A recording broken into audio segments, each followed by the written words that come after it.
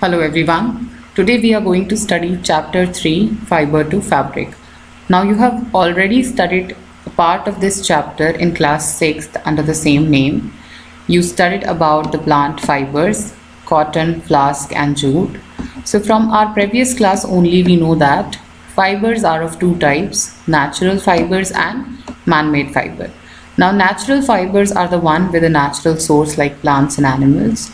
Plant fibers have a plant as their source and animal fibers have animals as their source. So under the category of animal fibers, we have the examples of wool and silk. Now this is the topic that you will study in today's class. The other type of fiber we have is man-made fiber or the artificial fibers, which is made artificially by human beings by using chemicals in laboratories. So examples of man-made fibers are nylon, polyester, polyethylene, polypropylene, rayon, spandex, etc. So you will study about man-made fibers in class 8. So we can say that the topic of fibers has been divided from class 6 to class 8. Now let's just dive into our topic of today. Wool from animals. So wool comes from sheep, goat, yak and some other animals as well. Now these wool yielding animals, they bear hair on their body and these hair keeps them warm. Wool is derived from these hairy fibers only. Wool is used to make various wool fabrics like the woolen clothes, carpets, sweaters, saddle clothes, etc. So what type of hair quality is needed for wool? Now for sheep, they have two types of hair from which wool can be obtained. One is the coarse beard hair. Another one is the fine soft under hair close to the skin. Now this is the quality which is more renowned and more utilized for good woolen fabric. So selective breeding is a technique which is utilized to promote more of these type of fine soft under hair. Now in this technique, selection of parents is being done on the basis of some special characters. Now this can be applied to any type of technique for bringing out the special characters in the offsprings in plants or any animals. But in our case, it is going to talk about the soft under hair which is found in sheep, and that is what we need to promote, and this is why the technique of selective breeding will be applied in this case. There can be different wool yielding animals like the different breeds of sheep. We can have yak wool from the yaks of Tibet and Ladakh region. We can have mohair wool obtained from the Angora goats found in the hilly regions like Jammu and Kashmir. We can have Pashmina wool, one of the most renowned wool type, obtained from the Kashmir goats of Kashmir. Even the fur of camels can be utilized for obtaining the wool, and South American animals of llama and alpaca are also the wool yielding animals. So now here is a list of some Indian breeds of sheep discussed. So we can have Lohi breed, which gives us a very good quality of wool found in the states of Rajasthan and Punjab. We can have the Rampur Bushehr breed, which gives us a brown fleece. Now fleece is the dead skin layer with the hair present on it.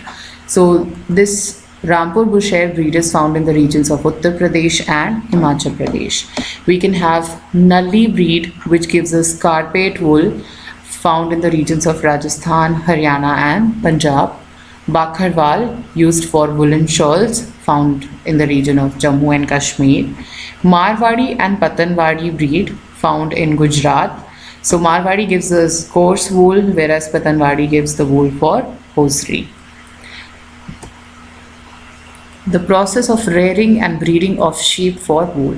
Now this is a very important process. Like if we want to utilize wool as a business technique, so we need to have proper maintenance, growth and proper care has to be taken for the sheep to grow.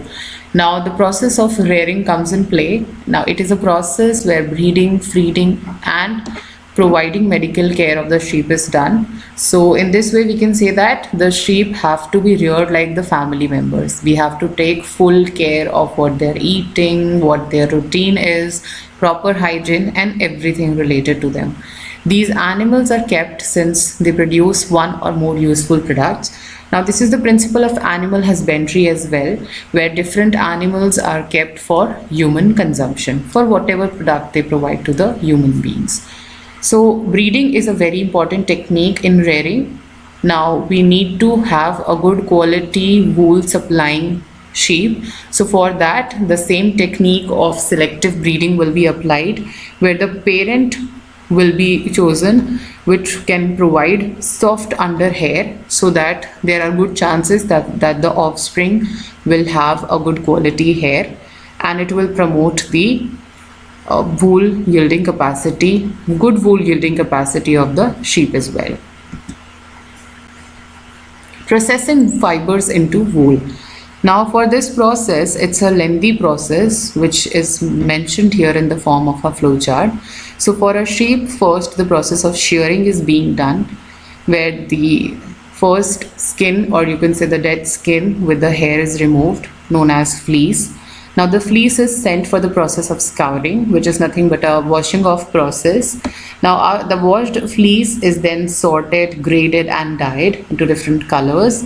Now this dyed fleece is went for the process of making a yarn by the spinning technique, and this yarn then will be utilized for making sweaters by knitting and for making woolen fabrics by the weaving technique. So now let's dive into the detail of each step. So the first step is shearing. The fleece of sheep along with a thin layer of skin is removed. Usually the hair removal is done during the hot weather. So as we know that it is like a protective covering to the sheep. So cold weathers are not the time when generally this removal of hair is performed. It's performed in the season of hot weather, so that till the time the winter comes, the hair will regrow on the body of the sheep. So shearing doesn't hurt the sheep as the uppermost layer of skin is dead. Now it is just like the shaving process which is generally performed by our fathers and our elder brothers. So it doesn't hurt them to just shave off the first dead skin layer and the hair with it. The next step we have is scouring. So the sheared skin with hair is thoroughly washed in tanks to remove grease, dust and dirt. Now as I said that scouring is a process of cleaning, where the whatever grease, dust, dirt or whatever impurities present on the fleece, it will be washed off. After that comes the next process, that is scouring can be done in case of machines as well. Nowadays it is being performed by machines also. Now let's move to the next step that comes after scouring, that is sorting. Now sorting is a process where the hairy skin is sent to a factory. The hairs of different texture will be separated or sorted.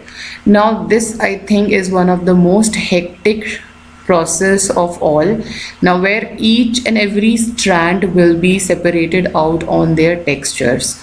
So texture is like, see, we all have different hair texture. Some of us have very soft hair, some have rough hair. So same way, whatever hair is obtained in case of different sheep, it can never be the same. So the different textures are separated and sorted out. Now after this techniques comes the process of removal of burrs. So it is like the small fluffy fibers which generally develops even on our woolen clothes after rigorous use. So these are called as burrs, and now this is something which cannot be ignored in case of wool yielding business. So they are sent, like they are removed and they are again scoured, and then they are used as simple wool threads. So the process of dyeing is done later on. Now in this process the fibers can be dyed into various colors, as we know that the natural fleece of sheep and goat is black, brown or white, which is like not the colors everyone always want. So different colors are given to the fleece. Rolling technique comes after that. where the fibers are straightened, combed, and rolled into yarn. Well, now when the yarn is made, the longer fibers goes for making the wool for the sweaters, and the shorter fibers, they are spun and they are woven into different clothes. Moving to the next part, we have an occupational hazard with this type of fiber production. The sorters, they get infected by a bacterium sometimes known as anthrax, which may cause a fatal blood disease known as sorter's disease. Now, there are risks faced by most of the workers in different industries. So, the risk that comes with their jobs, with their occupation, is what is known as occupational hazards. Like the people who are working in and around the machines for a very long time, they're working in factories. So, there is a probability that they may get hearing issues. Okay, and the ones who are like continuously in contact with the smoke or the coal mines, the people working there, they may get some respiratory disorders. So these are all occupational hazards which come with their jobs of different workers. Now let's go to the next topic, that is silk. So the process of rearing of silkworms for obtaining silk is called sericulture. Now, silk is again, it is one of the strongest fiber that we can have. Like its single thread can be compared, its strength can be compared to as that of a steel thread. So, and it's shiny, of course, it's one of the most royal fiber that we have. So the discovery of silk, it took somewhere in China. So it's a legend that is famous with the discovery of silk. Like there was an emperor named Huang Ti, and somehow he observed that his garden had mulberry trees and the trees were decomposing, the leaves were decomposing. So he asked his wife, Sai Lang Shi, to find out the reason for that. So she come to know that it was some white colored worm which was damaging the leaves, and somehow the worm fell in her cup of tea. So she observed that white colored threads were removed and the worm was separated from it. So that's where she got the idea that we can utilize these type of threads to make fabric, and that's how the royal fabric of silk came into existence. And this idea was kept for a very long time a secret. They named it silk, and they did not want this secret to go out of China. For a very long time it stayed with them only, but after that what happened, that the travelers who used to pass by, they heard about it and then they disclosed the secret to different parts of the world. So that's how silk came into existence in other countries as well. And for a very long time it was manufactured in China only. So the leading manufacturer for silk is of course China, which is followed by India nowadays. Life cycle of silk moth is what we need to understand the process of how silkworm can be used for giving out the silk threads.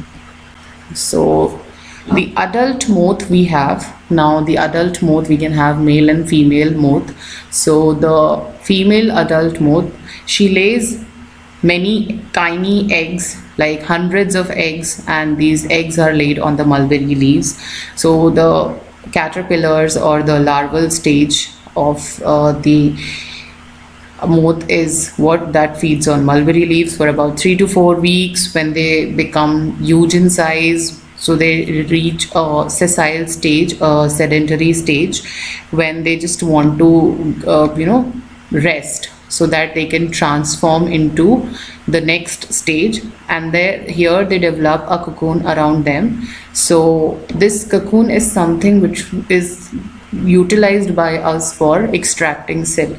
Now the caterpillar changes into the pupa inside this cocoons, and this cocoon they make is actually a chemical release, protein chemical release from the head of the caterpillar, which where it starts making this shell around it in the figure of 8 formation, and when this protein comes in contact with air, it solidifies and makes the silk threads. So this is the stage from where the silk fibers are being extracted. Now after this stage, the cocoon transforms into the pupa transforms into the stage of adult moth. So this is the basic life cycle of silk moth, and in this life cycle, this is the stage which is being harnessed by the human beings to produce silk. The most common silk moth is the mulberry silk moth, and now it is very famous because it gives very soft, lustrous and elastic silk. Now there can be other varieties of silk as well, like tussar silk, mocha silk, which are made by different silk moths. From cocoon to silk. Now, what are the steps which take place from the stage of cocoon? So, first comes the female silk worm moth with eggs. Now, this female silkworm moth, she lays hundreds of eggs, and then these eggs are stored either on the piece of a paper or on any cloth. Like these are kept under very hygienic conditions, suitable conditions of temperature and humidity are maintained for them.